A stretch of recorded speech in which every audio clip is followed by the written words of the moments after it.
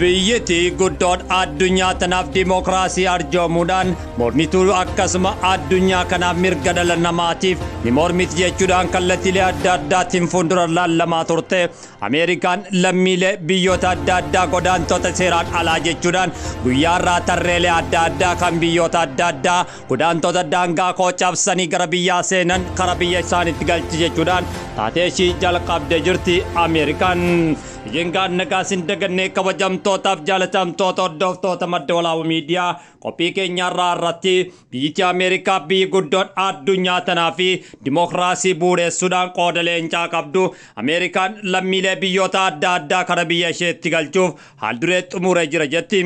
Lammiileen Itoophiyaa waraqaa ragaa hin qabne 1713 biyya Ameerikaa irraa agallattiidhaan akka galanis Doonaald Tiraamp ifoomsee jira.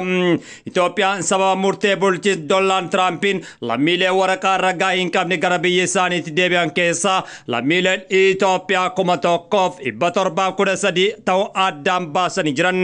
Pirezidaantiin Ameerikaa godaantota seeraan alaa baay'inaan gara biyya isaaniitti ergeen eenyudha kan jedhuuf immoo walduraa duubaan waan qopheeffanne qabna.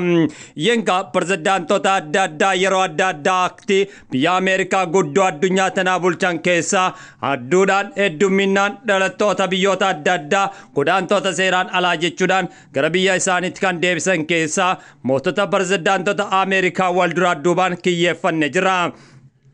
Yenga Bilinkintan bara 1993 hanga 2001 waggoota 8 godaantota naannoo 1870 gara biyya isaaniitti ergee jira. Kunis immoo taatee 1993 hanga bara 2001tti taateedha.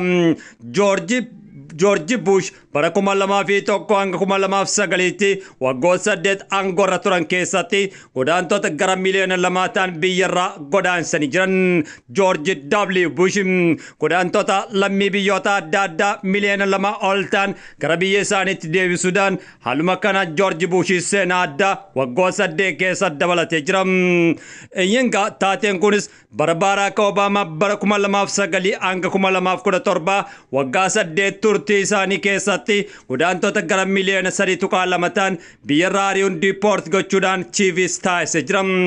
Doonaald Tiraamp waggoota 4 aangoo irra turan keessatti godaantota naannoo miliyoona 1 gara biyya isaaniitti erga diipoort gatanii Joo Baayiden 2021 hanga 2024 turtii waggaa 4 keessatti godaantota miliyoona 1.5 ta'an biyyarraa ari'anii jiran. Seenaa taatee kana keessatti Barack Obamaan bara 2009 hanga bara 2017 waggaa 8 keessatti godaantota biyyoota adda addaa miliyoona 3.2 gara biyyaatti deebisuudhaan riikaardiyoo qabatu. George W. Bush waggaa 8 keessatti miliyoona 2 oliin akkasuma mootu. Bilinkintan bara 1993 hanga 2001 godaantota biyyoota adda addaa 1870 tilmaaman kara biyya isaaniitti galchuudhaan seenaa gonfatanii jiran.